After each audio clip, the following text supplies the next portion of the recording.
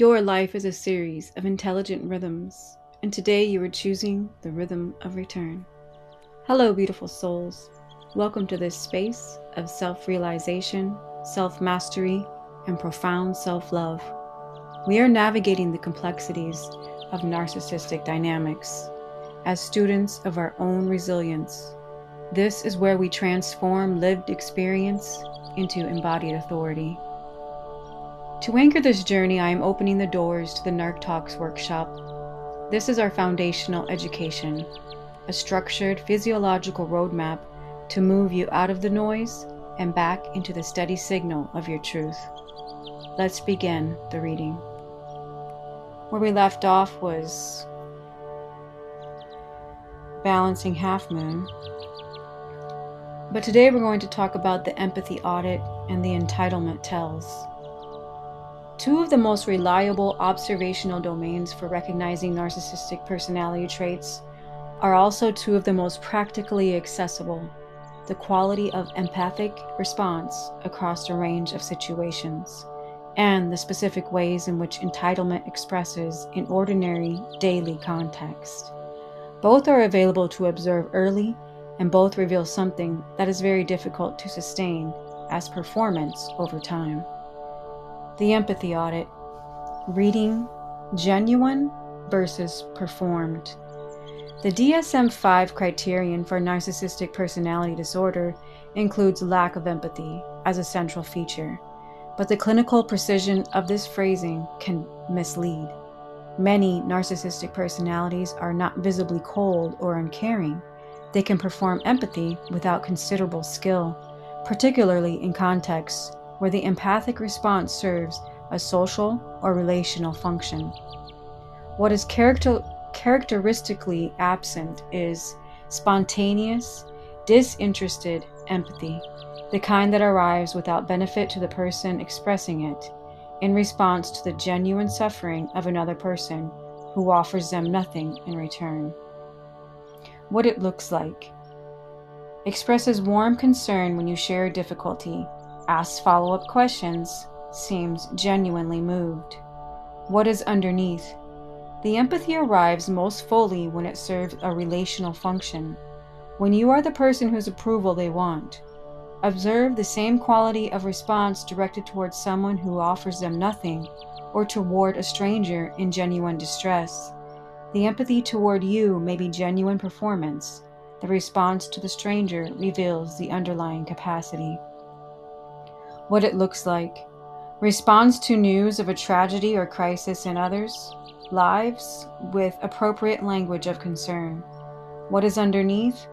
The response is linguistic rather than felt. The words are correct, but something about the quality of presence is absent. The conversation moves on more quickly than the emotional weight of the topic warrants, or it redirects toward how the topic relates to their own experience. What it looks like. Seems deeply understanding when you describe your emotional experience. What is underneath? The understanding is most available when it positions them as the ideal person to provide it. When genuine empathy would require them to prioritize your need over their own, or to sit with discomfort on your behalf without receiving something in return. The quality of the attunement tends to decrease. The most revealing empathy audit is not what happens when you are in distress and they have something to gain by comforting you. It is what happens when your distress is inconvenient, or when someone entirely unrelated to them is suffering, or when genuine empathy would require sustained attention on someone else's experience rather than a brief pivot back to their own. The entitlement markers. How they relate to the world. Entitlement is one of the most observable features of narcissistic personality organization, and one of the most available for early observation, because it expresses not only in how a person relates to you, but in how they relate to everyone and everything in their environment. These tells are available in restaurants, in traffic, in lines, in interactions with service workers, and in the small daily frictions of existence that reveal a person's fundamental orientation toward whether the world owes them accommodation. How they treat service workers. The way a person treats a waiter, a customer service representative, a flight attendant, or anyone in a service role when things do not go according to their plan is one of the most reliable character indicators available. In any context, not only in the context of narcissistic personality recognition. The entitlement tell is not dissatisfaction with poor service. It is the quality of the dissatisfaction, the contempt rather than the frustration, the dehumanization of the person providing the service, the disproportionate reaction to minor inconvenience, the sense that special accommodation is owed. How someone treats a person who cannot retaliate or who offers them no social benefit reveals something that social performance cannot easily conceal. The response to being told no. No is one of the most diagnostically useful words available in any early relationship context. Observe how this person receives a no, even in a small, ordinary, low-stakes one, or no from a restaurant about a substitution, a no from a friend about availability, a no from you about a preference or a request.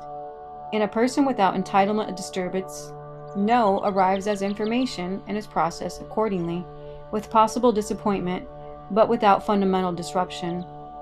In a narcissistic personality, no frequently produces a response that is disproportionate to the size of the refusal. Irritation, persistence, attempts to renegotiate, or quality of affront. As if the refusal itself were a personal attack rather than simply an answer. Rules that apply to others. Entitlement expresses itself clearly in the relationship with rules and social expectations that apply to the general population. Traffic rules, queuing, social contracts of reciprocity, the ordinary courtesies that organize collective life. These are experienced by the entitled personality as applying to other people whose needs and time are real, but not fully to themselves, whose needs and time are more pressing. The specific tell is not occasional rule bending, which is universal. It is the consistent sense that the person operates from an internal exemption, that the rules are for people who do not have the particular status, urgency, or importance that exempts them. The special exemption bid. Related to but distinct from general entitlement is the pattern of consistently seeking special exceptions, arrangements, considerations, or treatment that the person would not expect to be available to the general public, but that they position as reasonable in their particular case. In small things, this can seem merely charming: the request for a table that was not available, the negotiation for a better deal, the expectation that the rules can be bent. The tell is the consistency of the expectation and the response when the exception is not granted, the genuine surprise or affront that the specialness was not recognized and accommodated. Entitlement is visible everywhere. The person engages with a world that will not uniformly accommodate them. The restaurant, the service interaction, the small daily friction. These are the moments when the managed presentation is least engaged and the underlying orientation toward the world is most visible. What you observe in these moments is not someone having a bad day. It is someone revealing the fundamental architecture of how they experience their own relationship to the world and to other people within it. The accountability response, the most revealing tell of all. Of all the tells available for early recognition of narcissistic personality traits, the response to ordinary accountability is the most revealing.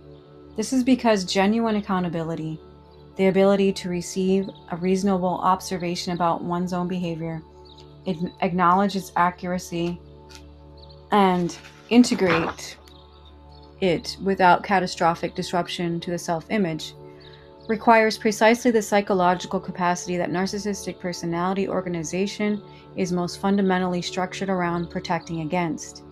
The test does not require a confrontation or a significant challenge. It requires only a small, gentle, reasonable observation offered in a context of goodwill. I noticed you seemed irritated when I mentioned that, or I felt a little dismissed earlier when we were talking about my week. These are ordinary relational communications that, in a healthy dynamic, land and produce some form of genuine reflection. The narcissistic personality's response to this quality of communication is one of the most diagnostic signals available. The disproportionate response to minor criticism. The injury that dwarfs the observation. When a gentle, reasonable observation about behavior is offered, the narcissistic personality frequently responds with an injury that is dramatically disproportionate to the size of the observation. A mild comment about tone produces a response that treats the observer as having launched a fundamental attack on the person's character. An observation about a specific behavior becomes the occasion for a defense of the entire self. The wound is real. The narcissistic personality genuinely experiences the minor observation as a profound threat to the self-image, but its disproportionality is itself a signal. In a psychologically stable person, a gentle observation is a small event. When it activates a defense response appropriate to an existential attack, something specific about the structure of the self-image is being revealed. Darvo and the accountability moment. As described in Workshop 11, Dr. Jennifer Freyd's Darvo framework, Defend, Attack, Reverse, Victim, and Offender, describes a specific and remarkably consistent sequence that narcissistic personalities produce in accountability moments. The person who raised the observation finds themselves suddenly in the position of having done something wrong simply by raising it. The conversation pivots. Why are you attacking me? You're always criticizing. This is exactly the kind of thing you do. The observation has been displaced by a counter-accusation, and the person who sought accountability is now managing the other person's distress about being approached. Observing this sequence even once, early in a relationship, is a high-value signal. The victimhood pivot. A related pattern in the accountability moment is the pivot to victimhood. The person who is being held gently accountable for something specific becomes, within the conversation, the person who has been most harmed by the interaction. Their suffering at being approached is presented as greater than whatever the original concern was. The emotional labor of the conversation shifts entirely to managing this suffering, and the original observation is abandoned as the price of preventing further escalation. The victimhood is not entirely performed. The narcissistic personality genuinely experiences the accountability moment as an attack, but its function in the conversation is always the same: to prevent genuine accountability from completing. The absence of genuine repair. In a healthy relationship, accountability moments have a completion. The observation is made, received, reflected on, and some form of genuine repair is offered and felt. In narcissistic dynamics, repair has a characteristic quality that survivors learn to recognize. It is offered in the currency of what the survivor needs to hear, rather than from a genuine integration of what the observation required. The apology arrives quickly, completely, and with a quality that is somehow slightly too smooth, already resolved before it has even been processed. Or it arrives in the immediate aftermath of the accountability conversation and is gone entirely by the following day, as if the integration never took hold. Genuine repair leaves something changed. The repair in narcissistic dynamics leaves the conversation surface restored while the underlying pattern continues unchanged. The accountability moment is the moment the mask is most permeable. The careful managed presentation, the charm, the attunement, the performance of depth and sensitivity cannot fully survive the activation of the grandiose self-image's defense system. What you observe in that moment is the underlying structure. One observation, offered gently and received with dramatic injury, is not a pattern. Two or three, producing the same sequence, the counter-accusation, the victimhood point, pivot, the absence of genuine repair, is a pattern, and a pattern is the information that changes everything. The body's first signal. the most reliable instrument. Every element of this workshop, the mirroring effect, the speed of intimacy, the conversation tells, the empathy audit, the entitlement markers, the accountability response.